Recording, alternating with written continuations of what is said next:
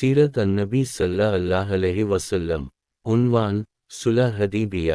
حدیبیہ پہنچ کر نبی کریم صلی اللہ علیہ وسلم نے قریش کی طرف قاصد بھیجنے کا ارادہ فرمایا تاکہ بات چیت ہو سکے، کفار پر واضح ہو جائے کہ مسلمان لڑائی کے ارادے سے نہیں آئے بلکہ عمرہ کرنے کی نیت سے آئے ہیں۔ اس غرض کے لیے 2 یا 3 قاصد بھیجے گئے، لیکن بات نہ بن سکی۔ آخر حضور اکرم صلی اللہ علیہ وسلم نے سیدنا عثمان بن عفان رضی اللہ عنہ کو بھیجا اور انہیں یہ حکم دیا کہ وہ مکہ میں ان مسلمان مردوں اور عورتوں کے پاس جائیں جو وہاں پھنسے ہوئے ہیں، انہیں فتح کی خوشخبری سنائیں اور یہ خبر دیں کہ بہت جلد اللہ مکہ میں اپنے دین کو سربلند فرمائیں گے، یہاں تک کہ وہاں کسی کو اپنا ایمان چھپانے کی ضرورت نہیں رہے گی۔ غرض حضرت صلی اللہ علیہ وسلم کے حکم پر حضرت عثمان رضی اللہ عنہ مکہ کی طرف روانہ ہوئے۔ مکہ میں داخل ہونے سے پہلے سیدنا عثمان رضی اللہ عنہ نے ابان بن سعید کی پناہ لی، جو کہ اس وقت تک مسلمان نہیں ہوئے تھے، بعد میں مسلمان ہوئے۔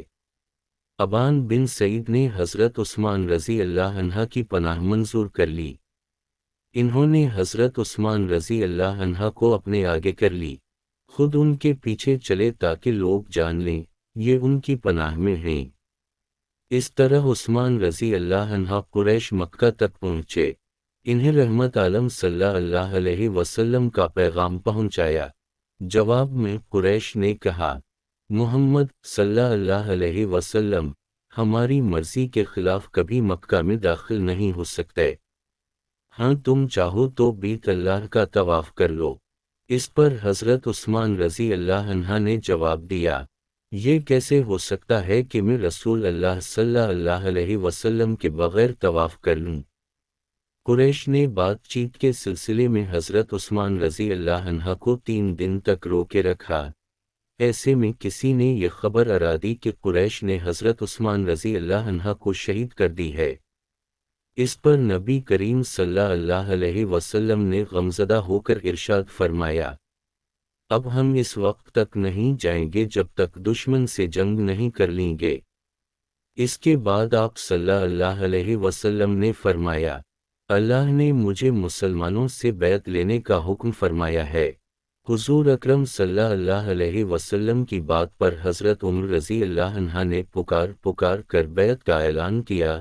اس اعلان پر سب لوگ بیعت کے لیے جمع ہو گئے۔ آپ صلی اللہ علیہ وسلم اس وقت ایک درخت کے نیچے تشریف فرما تھے۔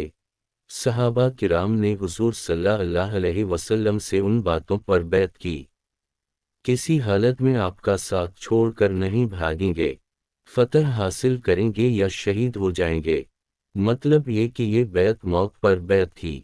اس بیعت کی خاص بات یہ تھی کہ آپ صلی اللہ علیہ وسلم نے حضرت عثمان رضی اللہ عنہ کی طرف سے خود بیعت کی اور اپنا دایاں ہاتھ اپنے بائیں ہاتھ پر رکھ کر فرمایا، اے اللہ، یہ بیعت عثمان کی طرف سے ہے، کیونکہ وہ تیرے اور تیرے رسول کے کام سے گئے ہوئے ہیں، اس لیے ان کی طرف سے میں خود بیعت کرتا ہوں۔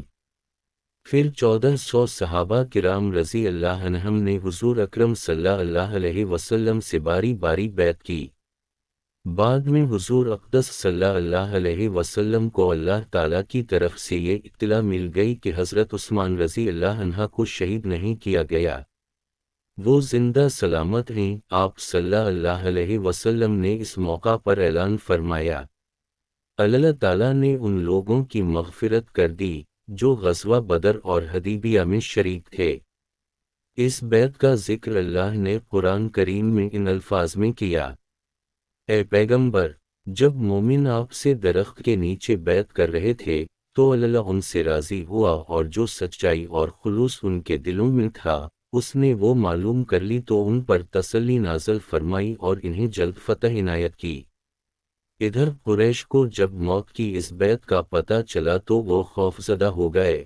ان کے عقل مند لوگوں نے مشورہ دیا کہ صلح کر لینا مناسب ہوگا، اور صلح اس شرط پر کر لی جائے کہ مسلمان اس سال تو واپس لوٹ جائیں، آئندہ سال آ جائیں اور 3 دن تک مکہ میں ٹھہر کر عمرہ کر لیں۔ جب یہ مشورہ طے پا گئی تو انہوں نے بات چیت کے لیے سہیل بن عمرو کو بھیجا، اس کے ساتھ 2 آدمی اور تھے۔ سہیل آپ کے سامنے پہنچ کر گھٹنوں کے بل بیٹھ گیا، بات چیت شروع ہوئی۔ سہیل نے بہت لمبی بات کی، آخر صلح کی بات چیت طے ہو گئی۔ دونوں فریق اس بات پر راضی تھے کہ خونریزی نہیں ہونی چاہیے، بلکہ صلح کر لی جائے۔ صلح کی بعض شرائط بظاہر بہت سخت تھیں۔ اس معاہدے میں یہ شرائط لکھی گئیں: 1. 10 سال تک آپس میں کوئی جنگ نہیں کی جائے گی۔ 2. جو مسلمان اپنے ولی اور سرپرست کی اجازت کے بغیر مکہ سے بھاگ کر رسول اللہ صلی اللہ علیہ وسلم کے پاس آئے گا، اللہ کے رسول اسے واپس بھیجنے کے پابند ہوں گے، چاہے وہ مرد ہو یا عورت۔ یہ شرط ظاہر میں مسلمانوں کے لیے بہت سخت تھی، لیکن بعد میں ثابت ہوا کہ یہ شرط بھی دراصل مسلمانوں کے حق میں تھی، کیونکہ اس طرح بیت اللہ مسلمانوں سے آباد رہا اور دین کا کام جاری رہا۔ 3. کوئی شخص جو حضرت صلی اللہ علیہ وسلم کا ساتھی رہا ہو اور وہ بھاگ کر قریش کے پاس آ جائے تو قریش اسے واپس نہیں کریں گے۔ 4. کوئی شخص یا کوئی خاندان یا کوئی قبیلہ اگر مسلمانوں کا حلیف، معاہدہ برادر بننا چاہے تو بن سکتا ہے، اور جو شخص یا خاندان یا قبیلہ قریش کا حلیف بننا چاہے تو وہ ان کا حلیف بن سکتا ہے۔ 5. مسلمانوں کو اس سال عمرہ کے بغیر واپس جانا ہوگا، البتہ آئندہ سال 3 دن کے لیے قریش مکہ کو خالی کر دیں گے، لہٰذا مسلمان یہاں غیر مسلح حالت میں آ کر ٹھہر سکتے ہیں اور عمرہ کر سکتے ہیں۔ یہ شرائط بظاہر قریش کے حق میں اور مسلمانوں کے خلاف تھیں، اس لیے صحابہ کرام کو ناگوار بھی گزرے، یہاں تک کہ حضرت عمر رضی اللہ عنہ نے بھی ناگواری محسوس کی۔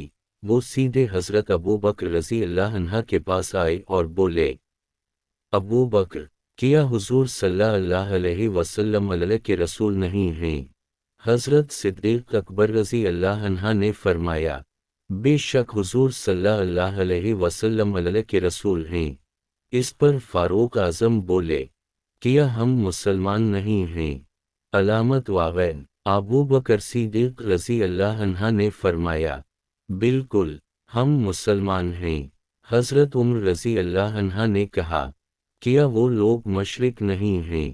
ابو بکر صدیق رضی اللہ عنہ بولے: ہاں، بے شک وہ مشرک ہیں۔ اب حضرت عمر رضی اللہ عنہ نے فرمایا: تب پھر ہم ایسی شرائط کیوں قبول کریں جن سے مسلمان نیچے ہوتے ہیں؟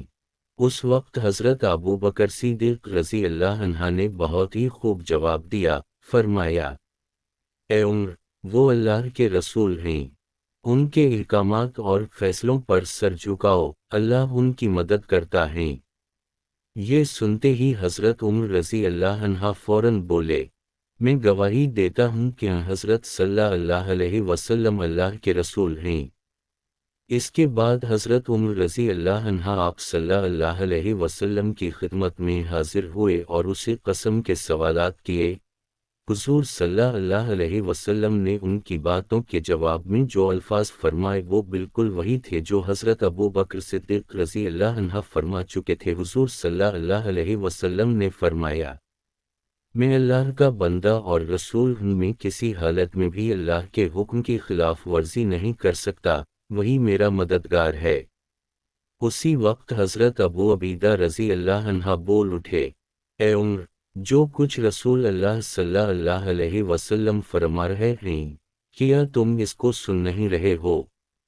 ہم شیطان مردود سے اللہ کی پناہ مانگتے ہیں۔ تب حضرت عمر رضی اللہ عنہ بھی بولے: میں شیطان مردود سے اللہ کی پناہ مانگتا ہوں۔ نبی اکرم صلی اللہ علیہ وسلم نے یہ بھی ارشاد فرمایا: اے عمر، میں تو ان شرائط پر راضی ہوں اور تم انکار کر رہے ہو۔ چنانچہ حضرت عمر رضی اللہ عنہ فرمایا کرتے تھے: میں نے اس وقت جو باتیں کی تھیں، اگرچہ وہ اس تمنا میں تھیں کہ اس معاملے میں خیر اور بہتری ظاہر ہو، مگر اپنی اس وقت کی گفتگو کے خوف سے میں اس کے بعد ہمیشہ روزے رکھتا رہا، صدقات دیتا رہا، نمازیں پڑھتا رہا اور غلام آزاد کرتا رہا۔ پھر اس صلح کی تحریر لکھی گئی۔ آپ صلی اللہ علیہ وسلم نے حضرت اوس بن خلا رضی اللہ عنہ کو حکم دیا کہ وہ یہ معاہدہ لکھیں۔ اس پر سہیل بن عمرو نے کہا، یہ معاہدہ علی لکھیں گے یا پھر عثمان؟ علامت واغین۔ حضور صلی اللہ علیہ وسلم نے حضرت علی رضی اللہ عنہ کو معاہدہ لکھنے کا حکم فرمایا اور فرمایا لکھو، بسم اللہ الرحمن الرحیم۔ اس پر سہیل بن عمرو نے پھر اعتراض کیا، میں رحمن اور رحیم کو نہیں مانتا، آپ یوں لکھوائیں، بسمک اللہم، یعنی شروع کرتا ہوں اے اللہ تیرے نام سے۔ حضور اکرم صلی اللہ علیہ وسلم نے حضرت علی رضی اللہ عنہ سے فرمایا، اسی طرح لکھ دو۔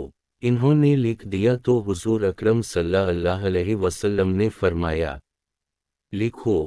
محمد رسول اللہ نے ان شرائط پر سہیل بن عمرو سے صلح کی۔ حضرت علی رضی اللہ عنہ لکھنے لگے، لیکن سہیل بن عمرو نے پھر اعتراض کیا، اگر میں یہ شہادت دے چکا ہوتا کہ آپ اللہ کے رسول ہیں تو پھر نہ تو آپ کو بیت اللہ سے روکا جاتا نہ آپ سے جنگ ہوتی، اس لیے یوں لکھیے، محمد بن عبداللہ۔